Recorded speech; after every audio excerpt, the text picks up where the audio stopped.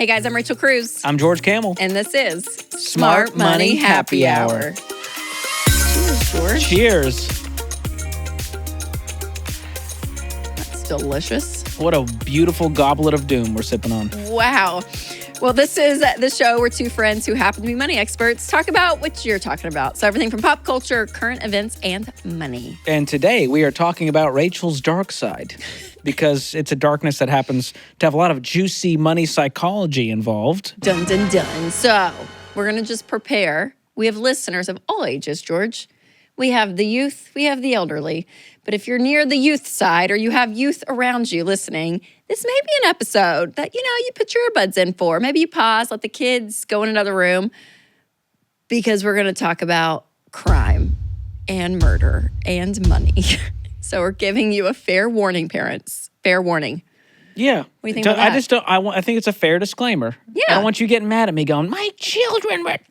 Listen, lady, that's on you. We like true crime episodes, and we're going to talk about them. So it's not super dark. I mean, it's still PG, but, for some kids, this is a lot. We have that. But you know what is alive and well? What? Lindsay. She's Lindsay! sitting here alive in this chair. People didn't know, Lindsay, that you disappeared, and they were asking, where did she go? But you're here. You took some time off, and we're so happy to have you back. Do you want to share some news? We're really excited. There's some exciting news. Yes, I'm expecting. Jordan and I are expecting. Yes. Oh, my God. Such wonderful news. Could you imagine a little Lindsay baby?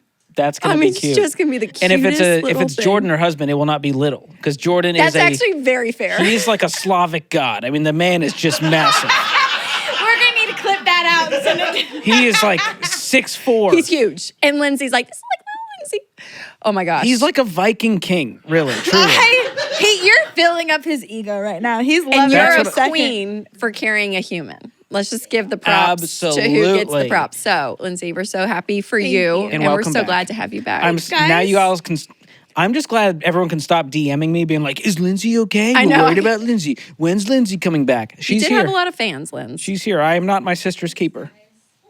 So we're in good spirits now. And today, Rachel, we're sipping on a Black Widow in honor of our true crime / murdery episode. That's right. Good cocktail name for the old crime episode. So we're going to give it a rating, reveal the cost per glass at the end of the episode. As always, recipe in the show notes. Okay, so to kick it off, I'm going to stage a formal intervention live on air on Smart Money Happy Hour. Oh gosh, to So who? come clean with our audience, Rachel. To me? What? You have an addiction. Yeah, we could say maybe addiction. I don't know. I personally don't know anyone that loves true crime as much as you do. I love stories around murder and crime.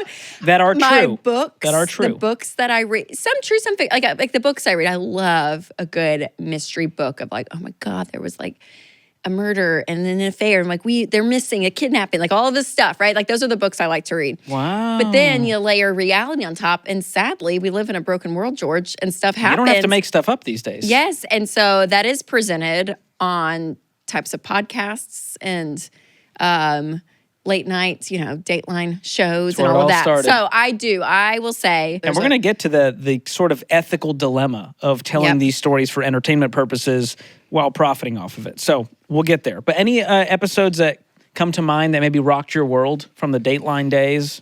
You do pick up some like things in life that you put in your back pocket, like a just in case, like if I was ever in this situation, just in case.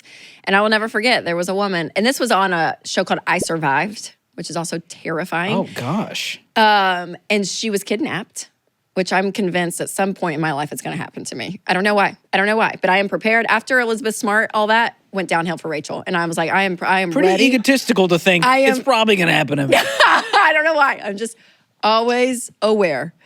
And, but this lady was kidnapped. She was in the back of the car. She had her cell phone still. So probably not a smart kidnapper, because I would think if you're a kidnapper, you're going to take the phone, right? Yeah.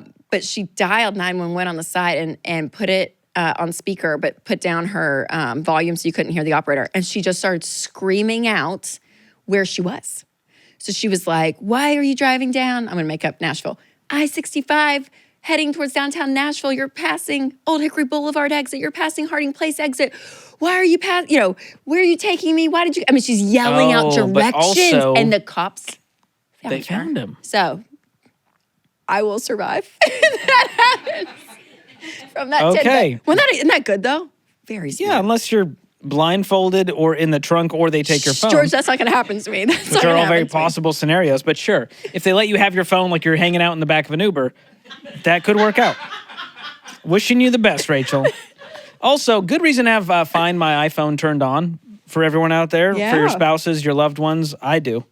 I like to know what's going on. Mm-hmm. So, you know what? You can share your location with me. I'll be on high alert, Oh, thanks, George. I appreciate. What a good friend. and I'll go find them. Thank you. I'm I not bet you will. scared. I will, yeah. I'll avenge your kidnapping. I'll go full Liam Neeson. Wow. Yeah. Pulling out all the stops. Me and Winston, Very we're going to kind. go on a little Me and adventure. Winston. Any excuse to hang out with Winston, even if it's your kidnapping. Get Winston Well, just locking arms and Love going. it or hate it, Rachel. Fear, Oh my trauma, gosh. drama. It holds our attention. And this isn't just Yeah. Dateline. There's all kinds of types of media that have capitalized on this. And podcasting is the one that really took off. I remember Serial. Everyone remembers Yes. that show. Season 1, released in 2014. It's 10 years ago. Isn't that wild? And it was the thing that like launched me into podcasts. Like I remember people were talking about it and I was like, oh, I don't listen to podcasts. Like you have to listen to this podcast. It was like, I feel like one of the gateway podcasts into that world. And here's the financial part. The Serial podcast was sold to the New York Times for $25 million. Yeah. That is wild. Yeah. So there's one. Television's picked up some stuff. You know, Gypsy Rose, that's been a whole thing. They did The Act is what it's called on Hulu. You got the Murdoch trials, and this was a wealthy family and a lot of murders. And the father now is locked up because he killed his wife, one of the sons, like just Wow. terrible. And this is the crazy part. Snapchat evidence helped convict him. yes. So it turns out Snapchat does have a purpose.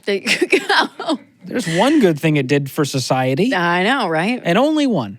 Also, The Staircase, George. This was a Netflix series, an HBO documentary, and it was one that a lot of people were talking about. But Michael Peterson found his wife allegedly at the bottom of a staircase, dead, and then you find out his ex-wife died too at the bottom of a staircase. What? Dun dun dun.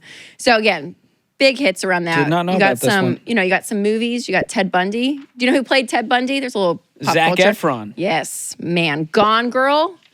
I did see that one. Now listen to this. This grossed $369 million worldwide against Wow. a $61 million budget and produced by Reese Witherspoon. Let's Great go, book, girls. great movie, all of it. But And again, this was inspired by the real-life death of Lacey Peterson and her husband Scott's bizarre behavior throughout this investigation. Yeah. So again, there's true crime involved here and big money. yeah, because a lot of murders are motivated by money.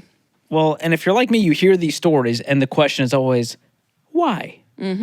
Motive. But that's sadly not a new thing, Rachel. I don't know if you remember in the Bible, Cain and Abel, kind of the OG murder. Oh, yeah. if You're you going will. all the way back. I'm going way back. Before me- Dateline was a glimmer in the producer's You eyes. got old Cain and Abel. Started in Genesis. Started way back. And there was some jealousy involved, as there is in many you know, murders. it's like we just don't change. We don't learn. So yeah, we you know what? just Maybe don't this is a learn. kid-friendly episode because your kids they know the They Cain don't and learn Abel. about the Bible. How are you going to hide that from them? It's the first book of the Bible. Hey, you just go through the Old Testament and there is some dark stuff in there. Stuff there for sure. They should be a true crime on Old Testament. Now that did I just come up with a new podcast? Okay, hold the my phone. Gosh. Rachel, we need Oh to my cut God. that because that's a really good idea. Oh my gosh, no one steal it. No one steal it. But Just asking fund why, it. it's a big part of investigation stories. It's Yes, the juicy part. that's And right. Dr. Peter Morale, sociologist, author, professor at University of Leeds, writes that we can categorize almost all motives for a murder into one of the 4 L's. Oh. What are they, Rachel? Lust, love, loathing, and loot.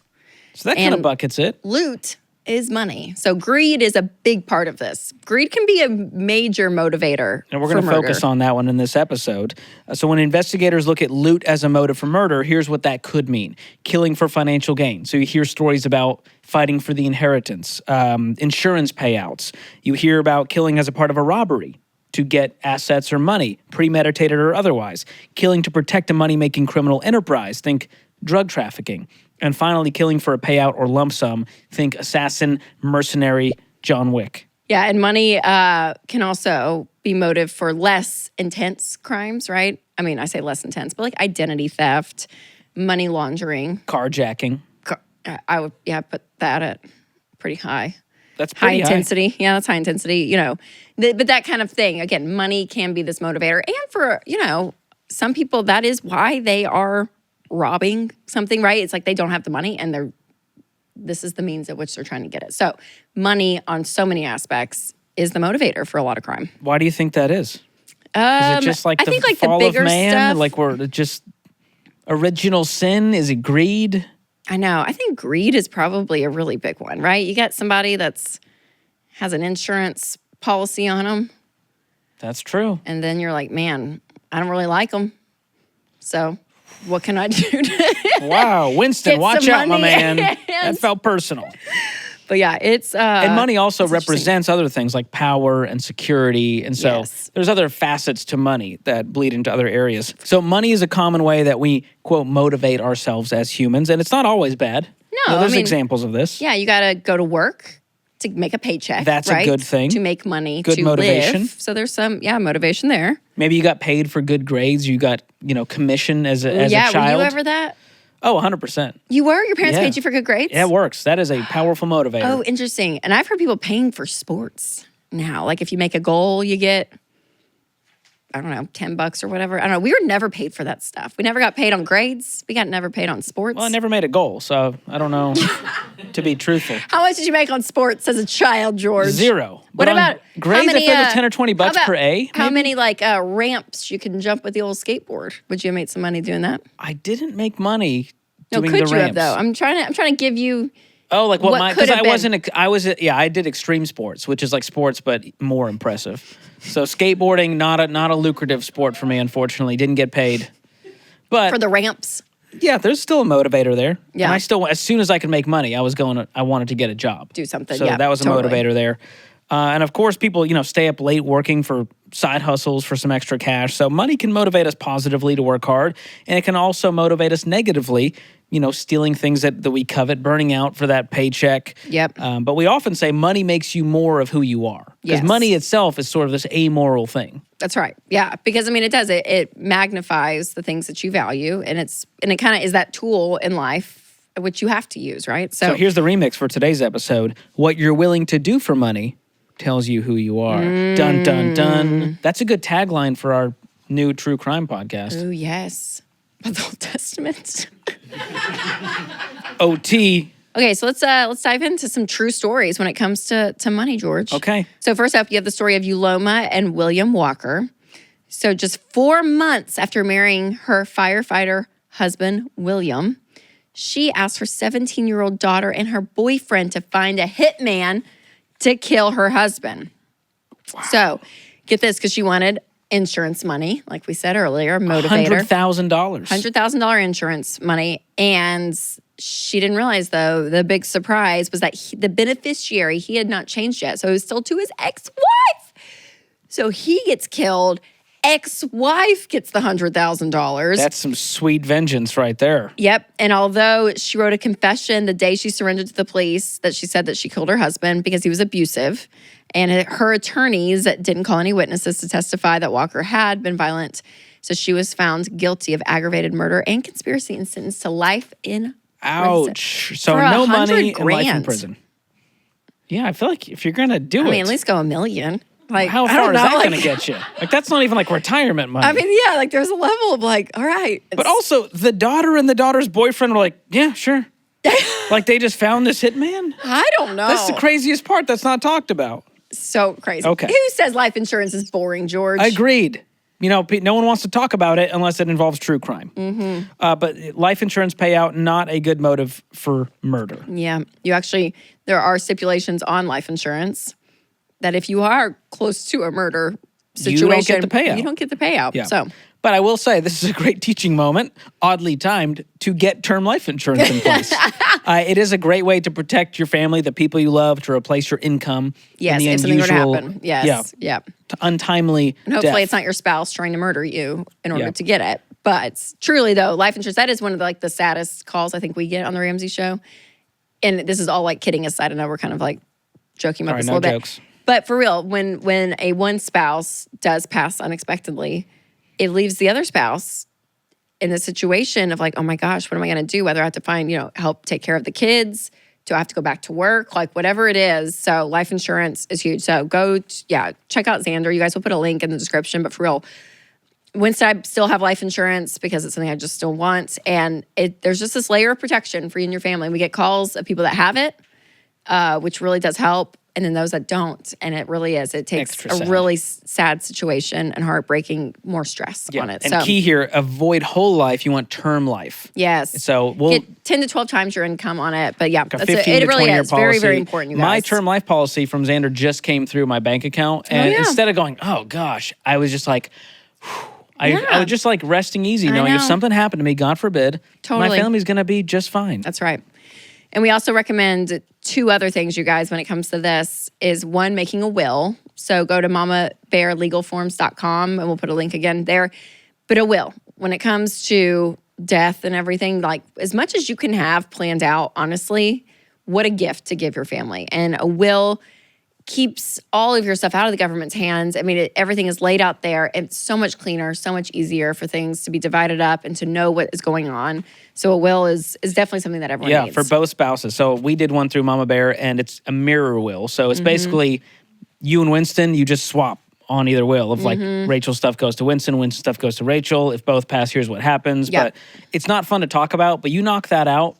Yeah. It takes about 20 minutes to do on their website, and you get this peace of mind. And you don't die earlier because you made a will or get term life, it turns out. That's right. That doesn't work out like that. People think, well, if I do this, Rachel, there's a higher chance of something happening. No. It's not. That's not the case. And then lastly, planning your funeral. Planning your funeral. So this is what's crazy. The average funeral now costs $7,848. Y'all, it's expensive. So it's crazy that living is expensive and dying is also expensive. I mean, nothing is cheap in this life. Nothing is cheap in this life. Just take me to heaven, Jesus. Just wow. take me. So enough about protecting our legacy. Let's talk about protecting ourselves. And that brings us to today's sponsor, Delete Me. Yeah, you think about the internet, George, and there's some good things about it, right? It helps us out, but there's also a lot of bad points in it. And I think so much that I don't realize is how often you're filling out forms online and you're submitting it to websites for different things and how much your information is just out on the web. And these data brokers will go and grab your information and then sell it off to other companies. Gross. And then it's just like, bada bing, bada boom, identity theft. All theft. over, y'all. All over. And people can take your identity, all of it. So you just want to be really careful. But the hard thing is you can't always control it. So services that help out with this are the best. That's huge. Yeah, there are things you can do. And that's why I use Delete Me. And what's so great is they will do the work of finding and removing my info from all of these data broker sites. They send me an easy to read report. It shows me how much time I've saved. So currently I'm at 13 hours saved. Nice, George. Just by letting them do the work instead of me. So great. And they remove my info from hundreds of sites, including just creepy heebie-jeebie sites. They'll show you all the ones they removed. And it's like peoplefinderwiz.com. And I'm like, get out of here. So get out of here. And it'll say like clean, and it's good. and it's not even websites you've ever even heard of. No. But your data's there. Sketchy sites. So it gives me peace of mind. It helps me avoid some of the risks of identity theft. And for our listeners, they're giving our listeners 20% off any of the plans if they go to joindeleteme.com/smartmoney. And we'll also include a link in the description. But check this out. Yeah, it is affordable and it's money well spent to protect yourself from these risks. I love it. All right, let's do one last crime story real quick, George. All right. We got Heidi and Nick, and this one took place in Ramsey County, Minnesota. Coincidence? That's right. Absolutely. So Nick killed his wife, Heidi, and it took decades for investigators to actually charge him with the crime because originally Nick told the police that his wife was killed during a break-in. And he claimed that he grabbed a shotgun in self-defense and, he was trying to kill the intruder, ended up killing her. But then he was shot in the leg and it was this whole thing. But what they didn't know is that their house was in foreclosure. So they were set to be evicted from their house the day after this break-in. Yeah, and there was no boxes, nothing was packed up, kind of sketchy. Yep, so the false victory is that the police couldn't make sense of everything, so they just accepted Nick's story and went on. Well, the plot twist is that Rachel, his new wife, Rachel, and the crime was in Ramsey County. Rachel Ramsey, that was my maiden name, if you didn't know. Oh my gosh. Okay, so this is getting good. I love that you think you were a part of this. I feel very connected to this somehow. So connected. I know.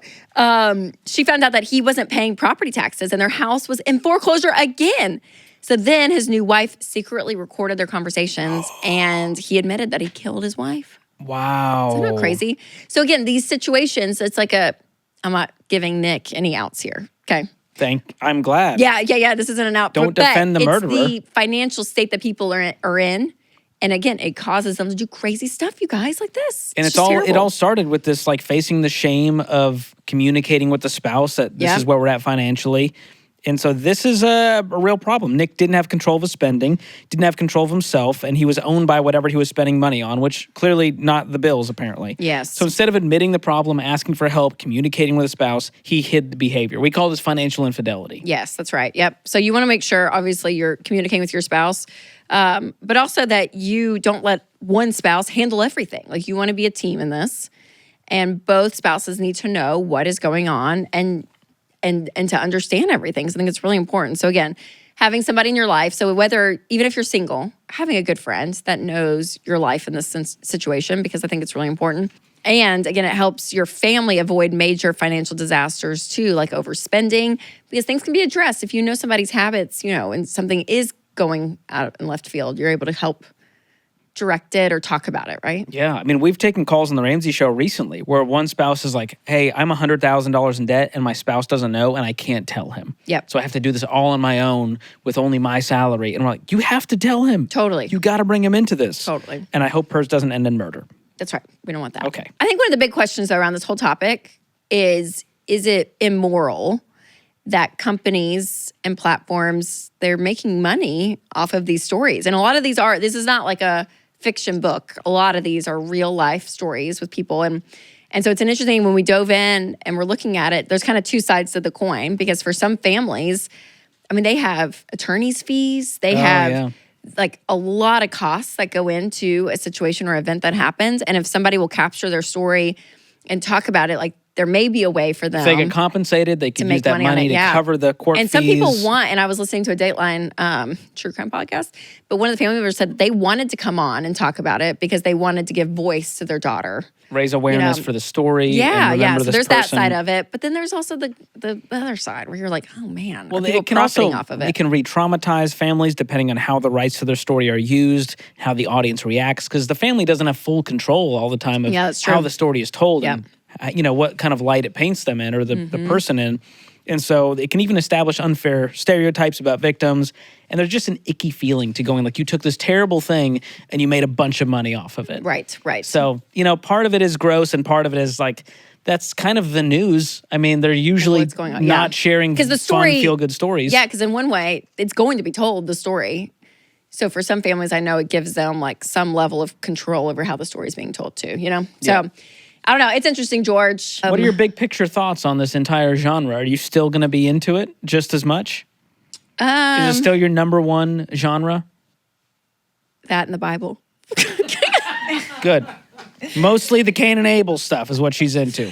I do love a good murder mystery story. I did watch the one with Adam Sandler. That's a good one. Which one was that? It's like the comedic drama mysteries. With Jennifer Aniston. Yeah. Is it called? It's not called Murder Mystery. Oh, no, that one where they're on the boat, when they're on the yacht. Oh, that's a great one. That's my speed. Okay, that's fair. Like, that's actually a really funny one. So there you go. I'll leave the decision up to these nice people listening and watching, but I did my best to sway Rachel from true crime into more, holy genres. Well, and all my crime doesn't have to involve death, though, because there was like the whole thing about like the college admission scandal, right? Like I listened to all those podcasts. I mean, there are some that you're just like, that's true. Gosh, you're just like, addicted to drama.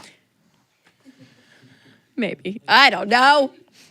I'll stick to dark comedies, dramedies. Maybe I'll come on your side. I like to laugh too. Yeah. I just like a mix of both. But I do love good storytelling, and truth be told, Dateline 2020, these Netflix documentaries. That Keith Morrison, his voice. It's more of a Lester Holt guy myself. Lester. Okay. Okay. I'll take it. I saw him once. All right, George. It's almost the end of the episode, and we close out every episode with Guilty as Charged. And this is where our producer, Lindsay, gives us a new Guilty as Charged question every week. And if we are guilty, we take a sip of the Black Widow. It's been too long, Lindsay. It's been too long. I know. This one's a good one, too. Okay. Have you ever gotten serious serial killer vibes from someone and maybe have been totally wrong? Oh, and wrong about it? They creep you out. Ooh. And maybe been wrong. I stand by, anytime I get a serial killer vibe, I stand by it. I've had some checks. I don't know if they've killed anyone. Like, how do I know? I don't think I've ever met somebody and then I'm like, oh my God, they were a serial killer. I saw them on the news. But you're saying vibes. Vibes. You know what? And I trust my gut on that. I think I've met some weird people in the world. And I'm like, something's off. Something's off. And I've learned, but the book of my other book, The Gift of Fear. Great book. All ladies should read it. It's the number one thing. Most women that crimes were committed to, like robbery or whatever, they were like, oh yeah, I felt weird about them, but I felt bad. So I went and they didn't listen to the whatever. gut. Listen to your gut. Listen to your gut. So I've gotten weird vibes, and I stay true to them. I've never been proven wrong. I don't think. But it's usually in passing. It's not like any of y'all that I'm like, oh my God, I got weird vibes from like, and then I found there are people on social media, like, some weird DMs, stuff like that. There was one guy on Twitter who would DM me every once in a while, and he would just say, I see you at 10 p.m., George. What? That's it. And like every once in a while, it would just be like, I see you at 7 p.m. And I was like, where's he going to see me? And I think he was saying that, like, I'm going to watch the Ramsey show at this time, but it gave me the heebies, the jeebies, and the willies, to be honest. That would give that to me, too. Give all the feels. So, yes, I think with our role, we're more in the spotlight. So I feel like we're more uneasy about people. Well, and we're in situations like you meet a lot of people. I mean, there's just like, yes, you meet a lot of people. And there's just some strange ones out there. Not anyone watching this show. They're all very sweet, lovely people. We meet them at live events. They're wonderful. Y'all are wonderful. Well, hey, DM us your guilty as charged questions on Instagram to either of us, and maybe you'll see it on an upcoming episode. Yeah. All right, George. It's closing time. This was fun. This was a good one. This was really good. Yeah, this was the Black Widow. Mm-hmm. I'm going to give it a 10 out of 10. There's nothing I would change. I'm going to go 8 out of 10 because I don't think I would order it at a restaurant, but it was really fun for this episode. Yeah, and I do like a dark berry type drink, and here's what's in this one. The Black Widow includes vodka, Chambord, which is a raspberry liqueur, activated charcoal powder. What? Oh, we use that for stomach bugs at our fancy. house. Hey, it's a good one. Wow, it's very holistic. It's a health drink. What a holistic cocktail we are drinking. There you go. And it has lime juice, so that's healthy. Oh my A little bit of simple syrup and some Peychaud's bitters. And this is an expensive drink because of all that goes into it. It's a lot. $3.80 per glass. Ooh, yeah. Still a fraction of the price of what you would pay if you purchase this. Yeah. So if you want to check it out and try it out for yourself, we do have some fresh blackberries in here, which adds to the ambiance, if you will. So fun. Yep. Get the recipe in the show notes. Give it a try this weekend. It was delicious. Delicious. Well, thank you guys always for listening and watching. Make sure to leave a review, subscribe, and we'll see you next Thursday on an all-new episode of Smart Money Happy Hour.